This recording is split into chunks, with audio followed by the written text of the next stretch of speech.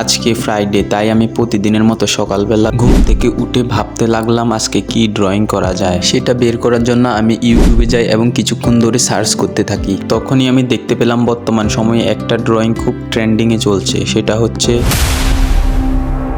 But what is enemy character. 2 hours later. তো guys, আজকে আমি ফার্স্ট টাইম অ্যানিমি ড্রয়িং করতে যাচ্ছি। Let's start. তো অ্যানিমি ড্রয়িং করার জন্য আমি ফার্স্ট টাইম পেন্সিল দিয়ে অ্যানিমির স্কেচটাই এঁকে নেব।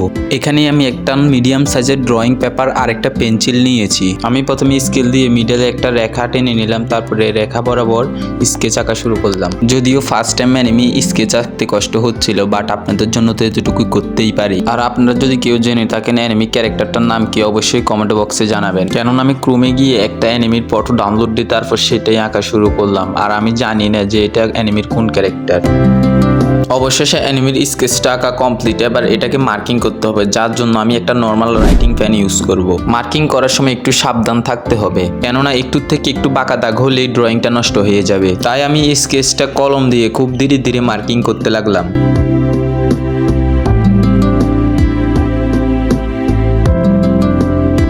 অবশেষে ড্রয়িংটা কলম দিয়ে মার্কিং করা শেষ।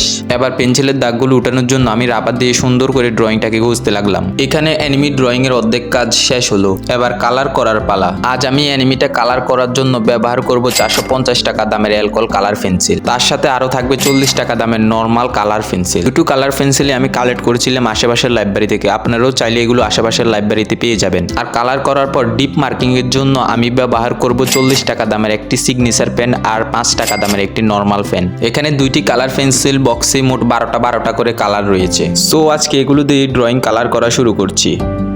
প্রথমেই আমি ব্যাকগ্রাউন্ডের চোখগুলো কালার করব। এর জন্য আমি সিগনেচার পেন দিয়ে চোখের ভিতরের মণিগুলো কালার করতে লাগলাম। তারপর আবার চোখের ভিতরের দাগগুলো একটু ডিপ করতে লাগলাম।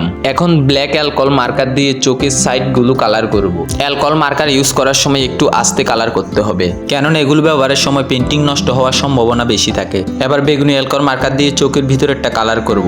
অ্যালকোহল কালার পেন্সিল ব্যবহার করার জন্য চোখগুলো সুন্দর করে বোঝা যাচ্ছিল না, যেটারও আমার কাছে আইডিয়া আছে। আমি দুটি চোখ স্পষ্টভাবে ফুটানোর জন্য এগুলোকে সিগনেচার পেন দিয়ে একটু মার্কিং করলাম। অবশেষে চোখের পর্ব শেষ।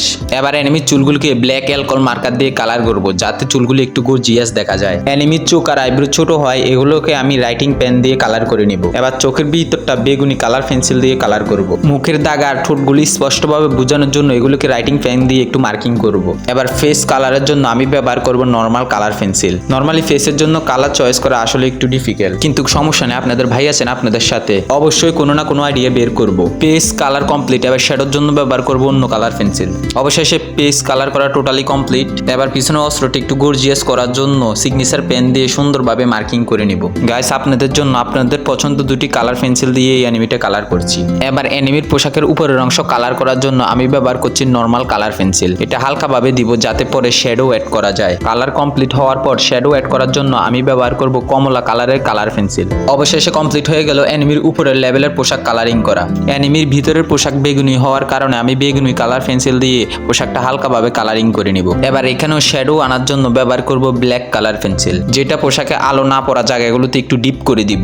অবশেষে কমপ্লিট হয়ে গেল পোশাক কালার করা। এখন আবার মুখের মতো সেম প্রসেসে হাতের স্কিনগুলো কালার করে নিব। এখানেও আবার আলো কম পড়া জায়গাগুলোতে কালার পেন্সিল দিয়ে শ্যাডো অ্যাড করে নিব ভালোভাবে। অবশেষে কমপ্লিট অ্যানিমির ফুল কালার করা। এবার রাইটিং পেন দিয়ে অ্যানিমিটাকে একটু ভালোভাবে মার্কিং করে নিতে হবে, যাতে অ্যানিমিটা একটু গর্জিয়াস ভাবে দেখা যায়। Marking complete. এবার যেতে হবে ব্যাকগ্রাউন্ডের দিকে। ব্যাকগ্রাউন্ডের একদম সাইডে এবং কোণাগুলোতে আমরা ব্যবহার করব red alcohol colour pencil. Background সাধারণত জল রং দিয়ে করলেই ভালো হয়, কিন্তু আমরা এই ড্রয়িং এ ওইসব রং ব্যবহার করতে পারবো না, শুধু এই দুই ধরনের রঙই ব্যবহার করতে পারবো। সমস্যা নেই, আপনাদের ভাই আছে, আপনাদের ভাই অবশ্যই কোনো না কোনো আইডিয়া দিয়ে ব্যাকগ্রাউন্ড কমপ্লিট করবে। আমি ব্যাকগ্রাউন্ডটা নর্মাল কালার পেন্সিল আর অ্যালকোহল কালার মার্কারের কম্বিনেশনে একটু অন্যরকম ভাবে তৈরি করলাম। অবশেষে ব্যাকগ্রাউন্ড কালার করা কমপ্লিট। এবার ব্যাকগ্রাউন্ড চোখগুলোকে একটু গর্জিয়াস দেখানোর জন্য চোখের সাইডে গ্রিন অ্যালকোহল মার্কার দিয়ে কালারিং করে নিব। কালারিং করলে মার্কিং তো করতেই হবে, যার কারণে মার্কিংও করে নিলাম।